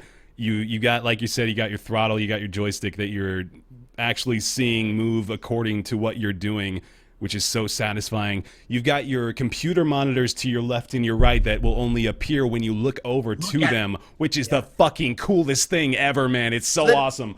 And so everybody who doesn't know, that's already built into the game. Even if you're not Yeah. playing VR, the only way to open your menus is to like move the camera to look in that area, and a little hologram will pop up. But there's nothing like just going boop, and then it just goes up, and it's like it's there, and you can just and you look to the other side, and all your systems pop up. Oh, it's so good. it takes a long time, I will say, to really become acclimated and accustomed to all the different things you can do, because this thing has, I think, 18 buttons on it. And then there's another like 12 or so on this fucking throttle, and it was intimidating, but after you get used to it, it's so satisfying, and everything just works the way you want it to. You can seamlessly swap from function to function. You're reallocating your resources to your systems. You're making contacts over here. You're conducting fucking inventory management over here. Once you get used to it and once you get into it, it is completely engrossing. It's I have a lot of problems with Elite Dangerous because I played it for so much, and there's a lot of things I don't like about it. No. But it's still a good game, and it's really great for my favorite things to do in that game. I like to do the exploration aspects, so I like to just go off and just zen out and explore the stars and like scan planets and fuel scoop and all that other stuff. Mm-hmm. Really, really calming. It's super great to do in VR. Nick, you have an Oculus Rift. Oh, hi. I know. Yeah, it has an Oculus. If you are down to throw is it 30 for the base game now? It might be 30. Yeah, it's for the $30 base. right now. And if you can just get a stick, I would super recommend playing it. Mm-hmm. Would it even run well, though, in VR? Or is that not a problem anymore? It ran totally fine for me on my Oculus DK2. Oh, I thought there was one. But was that Star Citizen maybe that didn't run well? Star Citizen probably runs like ass. I honestly keep forgetting which one is which sometimes. I know it's Star That's Citizen totally is understandable. Elite Dangerous is out. Yeah. Yeah, it ran well on my DK2 back in the day when it was in beta. I mean, the game's out now, so it runs fine. Yeah, same here. It's Yeah, I built. guess I need a HOTAS. Yeah, I go wonder get if the one. POTUS and the FLOTUS have ever used a HOTAS. I hope so. Yeah, man. Is that the drums? That's This is the rim shot? Yeah. That's how they do it. It's going everywhere. It's like a wacky floating, flailing, floating, flying arm inflatable fail. Wacky, wavy, floating. Hello? I'm going to stop talking now. No, I remember. Yeah, it's this is a $1,000 buy-in, literally, when we're talking about all the stuff required to actually set this up and do it the way I'm talking about. So I will say that. However, man, I've never done anything cooler than this in a video game. It's just unbelievable. Unfortunately, the caveat I have to add is that the Vive becomes uncomfortable after like an hour or so. But that's not even a fault of the game. It's just like, well, I can't stay in VR too long because I physically can't take it. But man, I love it. And I'm looking forward to playing more and learning more about it because I'm still a noob. I'm still just flying around willy-nilly looking for whatever the fuck I'm supposed to do. Yeah, but no, it's great. Jumping into hyperspace in fucking VR is incredible. Unreal. Totally unreal. It's the sci-fi future I never thought I'd be able to have when I was 11. Wait till you get yourself a planetary lander and you start landing on some moons and shit. Oh, That's that cool. sounds awesome, dude. is. And one of the more satisfying parts of it is actually being able to land the ship because it's kind of complex and being able to, just navigate to that point and then use your vertical thrusters and all that stuff. It's awesome. All right. Are you excited for when we get the next set of like really lightweight wireless Yes, VR God, headsets? yes, I am, man. That's gonna be so cool. Yeah, like when we've got a headset that weighs less than a pound and there's no wires coming out of it. Oh man, that is gonna be. I'm never gonna leave. It's gonna be Imagine great. those like the Star Trek visor thing or Yeah. something like that. Yeah. Hey, let's get Austin a chance. I really want to get into the VR, but I need to try it still. I've still never put on a never VR. tried it? Really? Oh man. I'm really worried about motion sickness. Dude, just come to my house. I'll put you in Elite Dangerous. Dude, we're gonna go to your house. You're gonna for come to my PAX, house. man. Yeah, you like. Oh, there you go. You keep Do talking that, about it. yeah. Just do it. Probably don't get an Oculus though, Austin. I don't think I'm gonna get an. I mean, maybe do, but like probably don't. I'm not gonna get an Oculus. All right. So yeah, I'll mention it's quite the hefty buy-in for all I'd say the Elite Dangerous is equipment. probably better in an Oculus because an Oculus is made for sit-down VR experiences and it's a lighter headset. Hell yeah, Oculus rules! You gotta win, man. Cool. Okay, let's talk about Final Fantasy 15. Yeah. Yeah, do it. dog. Nick, take it away. Hey everybody, I'm Nick, and I'm going to talk about Final Fantasy 15. You may have heard of this game. It is a series. What of is games Final that all- Fantasy 15? They all start with final, and then there's more of them. It's pretty silly. Do I have Alright, to play so- the other 14? No, this is a game Really? for both What? enthusiasts and newcomers to the Final Fantasy. You blow my mind. Pray tell, Genre. Wow. what features does this game? No, yeah, go ahead. Okay, so I guess I'll set it up with the plot because Sure. there's a lot of different ways to approach this game, whether the gameplay mechanics, core stuff, and all that. So you play as a group of 4 young men who are on a road trip, and the premise is that you've left as the prince, and your dad's the king, obviously, and he says goodbye to you, and you go off in your car with your friends to go down the side of the countryside to go catch a ferry to go to the place where you're going to be married to your new wife. That was a rhyme. I liked it. It was like Indeed. So all of the interesting bits come from the interplay between the characters discussing things with each other, and then the ever-expanding world that you then get to become part of. And I know it's a very strange premise for a Final Fantasy game, but I think they've gone in some very new directions that are quite cool in this one. Mm-hmm. And not only is it stunningly beautiful, I mean, the whole game is just like non-stop vistas everywhere you go, but it's actually got a really cool gameplay structure to it as well, which harkens back a little bit close to something like a Zelda game to me. And it's got a real-time instead of turn-based battle system, although there is a wait mode if you prefer a slower-paced action sequence. So it plays a little bit like something like a Devil May Cry when it's actually going at full speed. So almost like a character action game. Mm-hmm. I found it's got a really good sense of humor, even though it's like pretty corny sometimes. It takes a different angle that's not always so serious. You spend a little bit more time with these people that feel more like people than like avatars and NPCs. They also tend to react fairly reasonably in battle, which is kind of a big deal. That's not usually a thing that happens. Mm-hmm. Yeah, the companion AI in battle I've been pleasantly surprised with thus far. Mm-hmm. Sorry, go ahead. Just the fact that the premise is so out of the box, and the fact that it takes this odd fusion between like sci-fi fantasy and almost like an old school Renaissance fantasy kingdom style thing and mashes it together with this other sort of weird Midwest United States vibe. Like all of it seems very discordant, but they somehow make it work, and then they throw all the Final Fantasy tropes in there too. Because you get a chocobo eventually and all the usual stuff. There's a character named Sid, because there's always a character named Sid. I don't know if you get an airship, but I'm like Oh, I'm 15 sure you hours will. into the game. Doesn't your car turn into a flying? Somebody said in my chat that it doesn't, but I don't know, and I don't want to spoil too much because I'm still very heavily invested. I've been playing this each day since it comes out, and there's a ton of side quests, a ton of meat to it.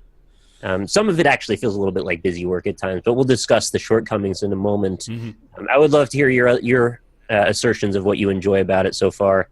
Yeah, absolutely. I've heard a lot of people complaining that the combat is too simple, and I wanna take that head on first of all. I really enjoy the combat, and I think the combat is what you make of it. I think it can be Kingdom Hearts easy breezy if you want it to. You can just hold circle and most likely dispatch most of the threats you find without too much of a struggle. But there are a lot of different levels to it that if you choose to incorporate them makes the combat much more interesting. So you've got your warp strikes, which are usually kind of an engagement move, but also serve to provide you both an escape and a maneuver option mid-combat. Of course, that costs MP, but you've also got like the warp points that you can utilize in certain areas, which is another cool little facet that just, randomly gets thrown into the combat.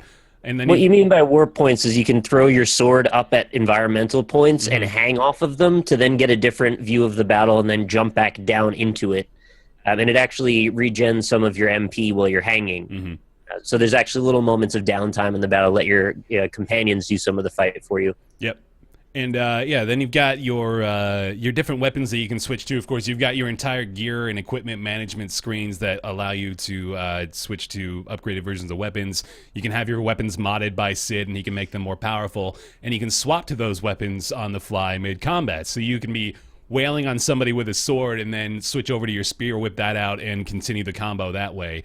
And jump around, jump to different enemies, keep a chain attack going. Like Nick said, there's a little bit of a Devil May Cry aspect to it, especially with the fact that they've got an actual combo meter that you can rack up and keep going through the fight. And then they grade you at the end of each fight too with this little report card, which I think gives you bonus experience if you get good grades too, which is a neat little feature. Stay in school. Yeah, there you go. And then, you got your spells, and you can unlock new kind of techs and newer skills through the, what's it called? The Ascension tree, right? The Ascension Sphere or something Sphere, or other. Yeah, it's kind of like the Sphere Grid from Final Fantasy X, but simplified, I think. It's a bit smaller than usual, but they do add things to it over time, I've noticed. Yeah. Also, spells are very different than usual in this one. You can actually synthesize them, and you don't ever just unlock spells as far as I'm aware. There's these little nodes all over the map. There's like fire, lightning, and ice. And you can take up to 99 of those energy bits and then combine them into a jar. And then whatever the combination is of whatever proportion you want turns into a spell with an augmentation of an item. Mm-hmm. Yeah, and that sounds very complicated, but in practice, it's really not. You basically just alter the percentages and then put in an item and then hit the button. Yeah, like interestingly enough, a lot of the new features probably are more difficult to explain than they are in practice. Like the new skills, for example, are very simple. There's just these the one characteristic of each character that they bring, like Gladio is the survivalist, and then Noctis is the fisherman, and Prompto's the photographer, which is probably not at the same level of necessity as the previous two, but it's charm though. Yeah, and like that. Those are very easily explained, and like the practicality of them makes sense straight out of the gate. So it's it's well incorporated. It's just a simple little thing that's fun. I don't really have a ton that I dislike, but I do want to mention the obvious one, which I think is the driving. It just is silly. It's just basically an exaggerated load screen with the lack of freedom that it really provides you with. You can more or less just follow the road. Right? Yeah, it's basically entirely on rails. Yeah. And at the beginning, I don't really know why they did this, but they don't let you drive yourself until it's nighttime, which is when it's more dangerous. Mm-hmm. And then eventually they let you drive at any time. So it's like, what did I need a tutorial to drive? You hold R2. That's all you really do. Yeah, you can't do anything else, really. I mean, it only lets you get to one or the other side of the lane. You can change the radio station. Yeah, that's more or less it. Did you ever have, when you were driving at night, did you ever have a terrifying encounter? I'm at the point now where I'm having them so often that it's actually getting a little annoying. Oh, okay. Well, I think they differ, but we had one in particular, Elise and I, when we were playing, where our characters were like level 8 or something, and we were just driving along at night trying to get to a new quest, and we came across an Iron Giant, which was level 45, I think. It just totally beat the fuck out of our entire party. It was awesome. It was so great. It's like this huge thing. It's so much cooler than any Iron Giant I've ever seen in a previous Final Fantasy game. And this has, like, it's got a kind of a Final Fantasy 12 feel to it, but just so much better. So my question, I guess, because I haven't played it yet, I plan on playing it hopefully Sunday, is I have two questions. Mm-hmm. How open world is it? I mean, I know it's open world, but does it feel like a JRPG like slapped. It feels like Skyrim. Yeah. Like you can basically just go anywhere. It's Witcher And it's 3-esque like- in that sense. And you can just go into caves and there's like treasure and shit and stuff and like that kind of thing. Mhm. Well, no, there's just shit just lying around all over the place, man. Yeah, the treasure nodes actually just respawn, which led me on does this it? endless loop of basically like I would go look for treasure, find one on the map, walk to it, and by the time I got there, one at the bottom of the map has respawned, and then I'll end up going for that one. It's a lot of traveling, I'll be honest. Yeah. Okay. Sometimes it does get a little But tedious. It's JRPG in that like there's no decisions to be made, right? They haven't gone like the Western route where you make decisions in the story and the story will form. There's dialogue, but it's Yeah. just kind of not really decisions. pretty Just inconsequential. Different lines. Okay, that's fine. And my other question is, how does it perform? Okay, a lot better than the demo, that's for damn sure. So a couple of people have actually asked me this on Twitter because I was pretty adamant about the fact that the demo did not run well at all. But as far as I can tell, they've fixed it. I haven't really had much slowdown. Have you, Nick, ever experienced anything? In some of the larger vistas, I've noticed it's gotten to the point where as I turn the camera like this around me, it feels a little bit like I'm going to get a headache if I keep doing it. It's like probably around 18 FPS is what I would guess. But in general practice, when you're in combat, when you're in dungeons, I mean, the game looks beautiful all the time, and it mostly performs fine. It's just during like the big driving sequences where you have no control anyway. My big gripe, if there is a gripe to have, is, well, two things. Number one, the camera keeps getting stuck in goddamn bushes all the damn time. And when you're in these very fast-paced fight sequences, you kind of need to see what's happening so you can counter. And there is a counter move, but you just keep not seeing anything, which is really frustrating. But no game has really mastered the camera. I guess this isn't going to be the one that changes that either. The other thing is the way that the keys are structured. There's no option to remap all the buttons. You have 3 different gamepad modes. All of them don't quite put it the way I want it. And so you hit the touchpad for your menu, you hit options to get to some things, and you hit the R3 stick to get to the map. Yeah. And for some reason, all of those things can't just be on the same button. That's And a I little can't silly, yeah. remember that the damn touchpad is a button for the life of me for some reason. And I always want to hit options. So I always, when I want to go into change my gear, first I hit R3, remember it's the map, then I hit options, remember it's not anything, and then I hit the touchpad, and I go, okay, now I'm here. And then I forget which is back out, circle, or X. So I'm just like having a really hard time with the controls, even though I should. And I mean, I'm trying actually to think of negatives in particular right now. I probably haven't played enough really to get to the nitpicky stuff at the moment. I've only got probably 8 or 9 hours in right now, but You plan on playing Austin or no? I don't know why, but I was so sure this game was coming out on PC, and next year apparently is the plan. Yeah, I didn't realize it was way later, so I'll probably wait until then. I have a PS4, but I just don't know. I've never been a huge Final Fantasy fan, so I don't know if that's worth it for me to. You have to convince me pretty hard to buy a console Dude, game. it plays like a Zelda game. There's dungeons hidden around the map, and you can just find them and go into them and explore. Yeah. It's really fun.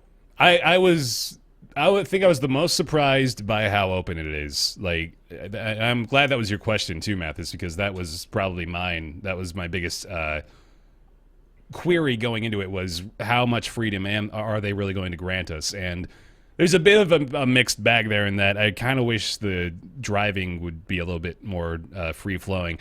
I just need a chocobo, I think, really. Have you been able to get a chocobo yet? Yeah, it didn't really solve all my problems, but it's nice. Yeah. You can level them up and name them and customize them and give them medals. That's so neat. that's cool. Yeah, I mean, like you can customize your car too. You can customize a whole bunch of shit. You can change The clothes car they're wearing. customization's so fun. I know. There's so many. I was just showing the chat actually. There's just so much shit you can do. I unlocked the ability to make the car never get dirty now. Nice.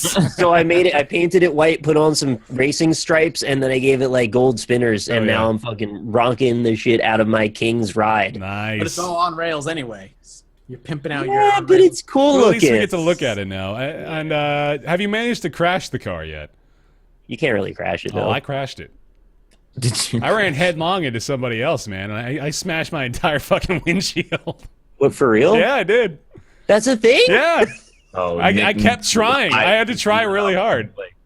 I thought this was just one of those games where they didn't model any of that kind of interaction because they didn't want it to be that kind of game. No, like I love too that like people were saying, well, what would you rather them do? Keep it realistic or have you drive off and then teleport you back onto the road? That'd be dumb, but that's exactly what happens when you crash into somebody else. You go smash, whoops, black screen, back to the road.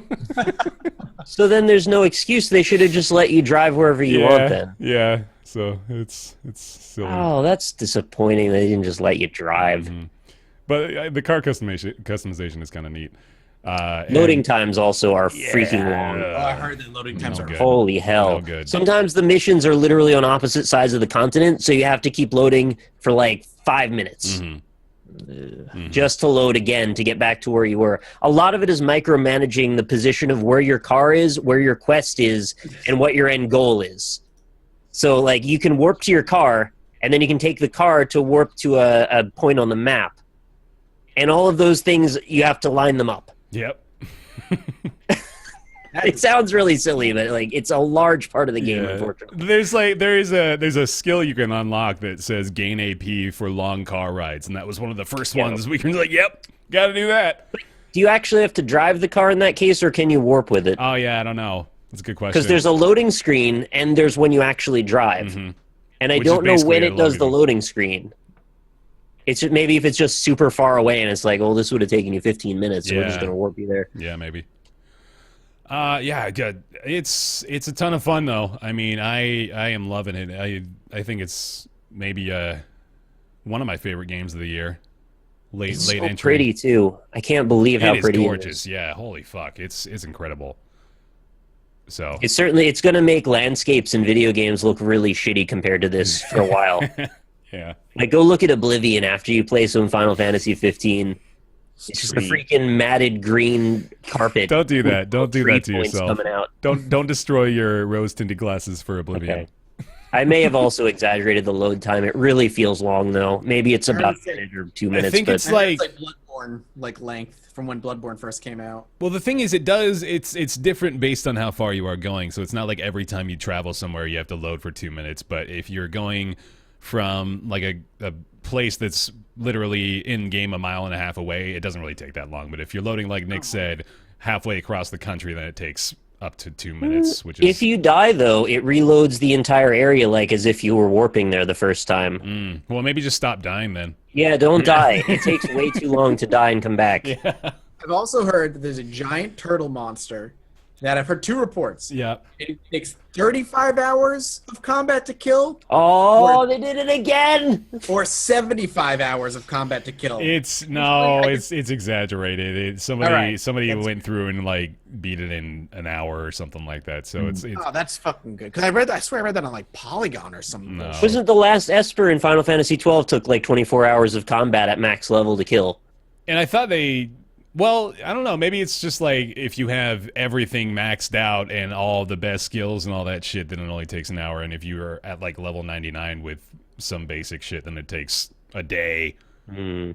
Chad is saying 72 in-game hours. I don't know what that means. I can't 100% verify. I just know what I saw. But how long is a day in that game? It's like 20 minutes or something, right? I think it's a little longer than that, isn't it? I felt like I feel like it's always night. No, I thought... Well, I was able to do, like, 3 quests in a day. I don't know. I do like the day-night cycle, actually. I think it's, like, a fairly good balance, and they work the resting in to a good degree, too, of, necessitating camping before travel. And that's how you actually cash in your experience, too. So you'll go out, and you'll complete quests, and you'll complete objectives, and you'll get experience points for that. But your characters don't actually level until you go rest at a campsite or at a hotel or something like that. And then and the better the quality of the rest, the more XP you get. Yeah. So if you sleep at like a crappy campsite, you might get 1.2 times. But if you sleep at a fancy hotel, you get 2 times the experience. But it costs more money to sleep at a hotel. And money's actually been an issue for me, but I'm, again, like 15 hours in. I just bought all the stuff. I have like 400 gil now. Nice. I like that. I hope it continues to be difficult to manage the finances, because that ends up usually being, by hour 30, you've got 8 million gil and nothing to buy. Yeah. Yeah. All right.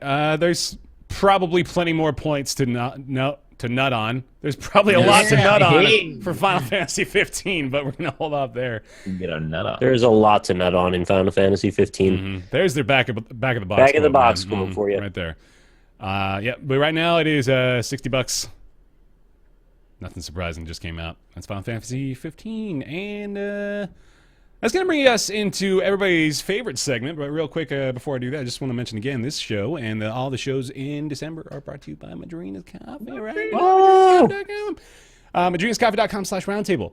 Enter the giveaway to get a year's supply of free, delicious Madrinas. They got all kinds of flavors. Cans are recyclable. This is all kinds of good shit, man. The by gamers for gamers coffee. Madrinas. It is, though. Yeah. Funky and cool. Shlomo's in chat, too. You can ask him all your coffee questions if you got them. That is going to bring us into everybody's favorite segment. It's Ask Roundtable. Ask Roundtable, the weekly segment where you send your questions into roundtableyt@gmail.com. We do our best to answer them. This week's question comes from Josh. Raise your OTI washes in chat if you got them. Where's those Josh subs at? That's the ones I need. Suds for your subs, Mm-hmm. buds. Buds for your buds. Suds for your buds.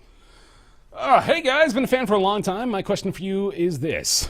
We've all seen the fan-made concepts of developer mashups to make the best games in a genre, such as a Bethesda-esque Pokemon or other games that could be brought into a new light if made by a new studio, even though we all know it'll probably never happen. What amalgam of studios/developers can you guys put together to make the best game of 2017 using only one or two characteristics from each company? And in an attempt to be the most memorable Ask Roundtable of all time, my guess for the weird game of the week is the 20th Century Banjo ripoff 40 Winks. So we'll see if you got it right. For now, thank you very much, Josh, for the question. What amalgam of studios/developers can you guys put together to make the best game of 2017? Oh, Mathis is ready. You got I it? got one at All least. right, I hit want me. the storytelling of Obsidian. Okay. Yeah, no, that's Okay. that's a strong point. I thought you were let's- making a pair. Let's each add one, and then we'll make a four-way. Okay, cool. Yeah, I like I that. want the gameplay-focused design by Nintendo. The way they put gameplay 1st. Nick, what do you got? I was just going to say I want a Dark Souls game made by Platinum. That's cheating. But, all right, the over-the-top smoothness of Platinum games. Okay. yeah. And then I would like to bring to the table the polished level of Blizzard Entertainment, if we could. That is a good four-way combination. That is a four-way I would jump into without even asking. What I think game we are we actually just making here, need- though? Who cares? No, this is the most important part. You've got, well, it's clearly story-driven if you've got Obsidian behind the Story-driven wheel. first-person shooting RPG with 7 Called endings. Underwear. With an expansion every year that wins Game of the Year. Uh-huh. Underwear 2, Thong Thong with a bong. This is not my strong suit, is it? Smoking too many of the What we weeds. need Ryan for. Smoking too many of the weeds. I think It's sounds like Vanquish to me. I think we made Vanquish, yeah, no, I like that. except it needs story. Maybe. We've got a budget of $80 million though, because we got Blizzard behind us, so we can do whatever we want, really. Yeah, That's true. true. All he needs is the money. I don't know why you're thinking about it. You need all these different studios, developers, characteristics. Just get $1 million billion. Then we'll make the You best need the game. money. of all Take time. then 4 you- Blizzards. You need 4 Blizzards, 1 Kojima, mash them together. And you will got be the game will be in every single category for the Game of the Year award. Yep. Mm-hmm. Be in best mobile, best multiplayer, game of the year, and then best esport. You know, best esport player. that's what we need to do, actually. We just need to take the winners of all the categories and then get them to create that perfect amalgamation. It's That means Niantic's going to be involved, and they're going to end up fucking it up. yeah, we'll make tons of money though. That's Move them to the boiler room. Did we want to talk about the Death Stranding trailer? I know that's a bit of a tangent now, but People are asking what the coupon code for Madrinas is, by the way. Roundtable Coffee. Roundtable Coffee gets you 40% off. We could. I mean, Josh didn't ask about the Death Stranding trailer. no, I know. It reminded me when somebody mentioned Death Stranding. We just kind of went over that. Oh yeah. Oh, Nick, what did you glean from Death Stranding? That was Wait a weird second. trailer. Wait a second. Give me let me at least toss it out and say thanks, Josh, for the question. If you Oh like yeah, to, thanks, Josh. if you'd like Sorry, to send in a Josh, question, I didn't mean to do that to you, man. that's all good. Send it in to roundtableyt@gmail.com. I like that one though. I appreciate it. Yeah, it's a good one. 4 Blizzards. Yeah. Yeah, you want to just fucking talk about Death Stranding? Sure, go for it. I mean, I didn't think I had that much to say. I was just curious what your impressions were. It was a really odd It trailer. was, man. It's fucking weird. Mads So- Mikkelsen, Guillermo del Toro, and babies. So they showed a new character also with a baby, and it's in a little box or like a little storage area that he carries with him. Yeah. And then at one point he like hits a switch, and then it like he holds Winks. it up, and the baby like winks at the camera. It's very weird. And there's like rainbows and old-timey World War II fighter planes going by with skeleton armies and weird-ass tanks full of weird jelly people. And then Mads Mikkelsen looks like he's like getting a blowy. He's like, oh, and then he smiles at the end. He had his skeleton army, which were like tethered to him by umbilical cords. It made Don't forget about all the dead crabs. this dead crabs, but he had like all the mascara bleeding down his eyes, and then he looked at the baby doll, and then it all went away. That made no sense. Is it like Battle Royale, but you've got to carry a baby with you? Or like maybe the baby's the person and the person's the avatar?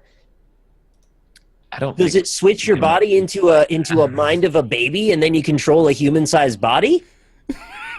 Nick, this is your kind of game, man. I can't. We don't even know what kind of game it is. We I have don't. no idea. I think you're going to be surviving on a weird island. Anything. Look And at, there's going to be shit trying to kill you. Well- and you got to stay alive. are we getting a new survival game?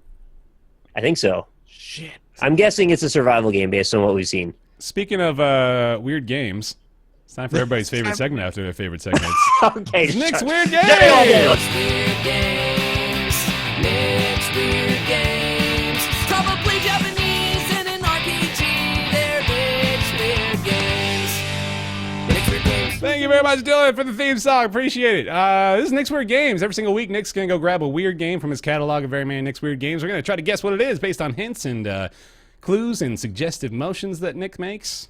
You want to go get your weird game? I got my game. All right, cool. You guys are totally screwed today, by the way. Is it? Like I is was it? Is screwed it? every time I'm on the show.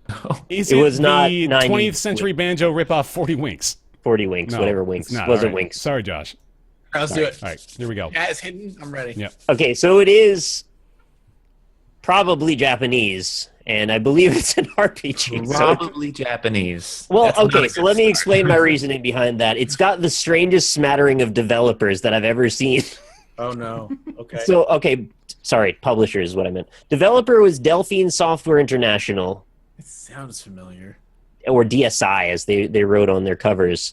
Publishers vary based on region. So in the EU it was EA. In North America it's called Gathering of Developers. What? Specifically for the PC version, but there's a PC version and a PS1 version. No, there's. You can stop because there's no way I know No, what keep this going, is. man. I don't want to. Then the PlayStation version is Take-Two Interactive. What? Okay. This game came out in, let's see, for Windows it came out in 99. For PlayStation, which is the version I'm discussing specifically, it came out in 2001. So here's a little bit of the plot. It's an action role-playing game. It is a game where you're fighting against the evil Lord Drac, who has the power to transform himself into a dragon. He's recovered from earlier defeat and returned with his minions to the world of Uma, bringing death and mayhem. Players must attempt to find their way to Drac's lair and slay him in combat. Along the way, they must locate 7 crystals and use them to recreate the time orb, obviously. No, Yeah, sure, of yeah. course. And without that, obviously, Drac can't be defeated. So then we go on to discuss the different 7 crystals. There's one of wisdom, one of virtue, bravery, Yeah. ability, Lust, compassion, sounds- integrity, and faithfulness. sexuality. This Crystal sounds super strength. familiar, but I don't know if it sounds super familiar because it's a game I heard of or because it's like just a generic JRPG story. The orbs are magically reassembled by the hermit Sebastian to form the crystal time orb. No, it's Dragon Ball. Nope. Oh. Chat's got it like Chat super got it? hard. Fuck, dude. Chat Googles it. Don't give them Fuck you, credit. chat. Yeah, I don't believe it for a second. You I mean, if you Googling did get it assholes. legit, that's pretty impressive. Harry Potter and the Chamber of Secrets. I have Nope. 0% of an idea. This game received a mix to positive reviews. aggregating review website of Game Rankings, Metacritic gave the game PC version 77.39%, and the PlayStation version 65.41, or 58 out of 100. It sounds too generic. I don't want. I'm curious what it is. It really does sound like a very generic RPG. The Evil Dragon Lord. It actually came out on Steam also, which I was really? surprised to find out. I did a search and it came up on Steam, and I didn't think it would be.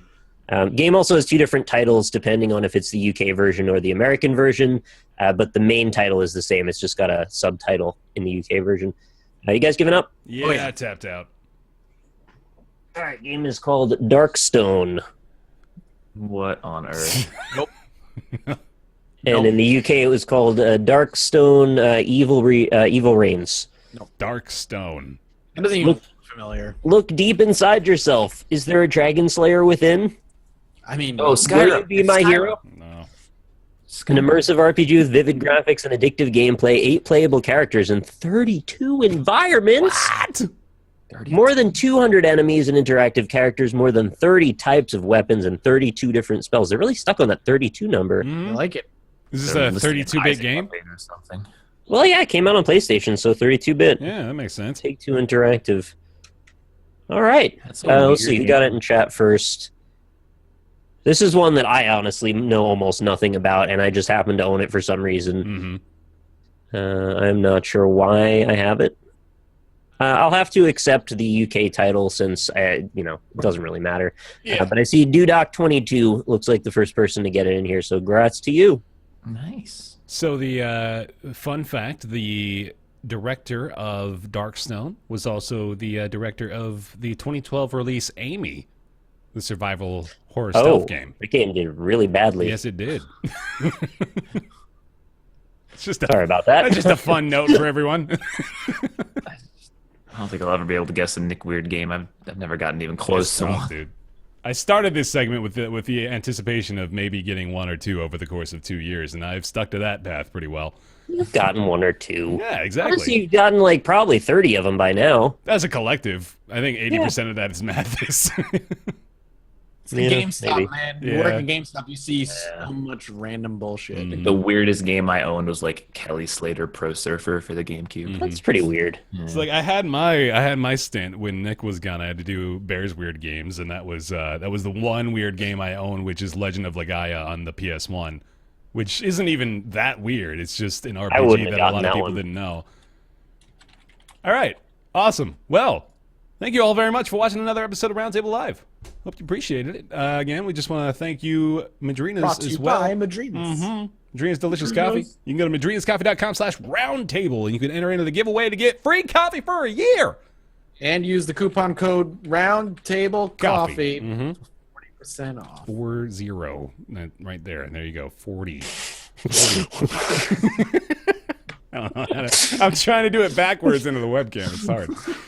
But yeah, and thank you to all of you as well. We appreciate you, and thank you to our patrons over on patreon.com/roundtable. Appreciate you guys supporting the show as well. That includes Julian Avelsgaard, General Crunk, Jonathan Graham, Isaac O'Dale, thank you very much, the new patron there. Scotty119, Colby Klein, David Schmitz, Greenlight, Oren Salzman, Christopher Flagg, Eric Schooley, Positron, Brizzlebrip, Mythscara, Mediocrities, Justin Sommerfed, and Logan Ray. Thank you guys so much for the continued support. You can follow the show here on Twitch. That's twitch.tv/Roundtable Podcast. We'll be live for the remainder of 2016 at 12 o'clock Pacific, 3 o'clock Eastern Time.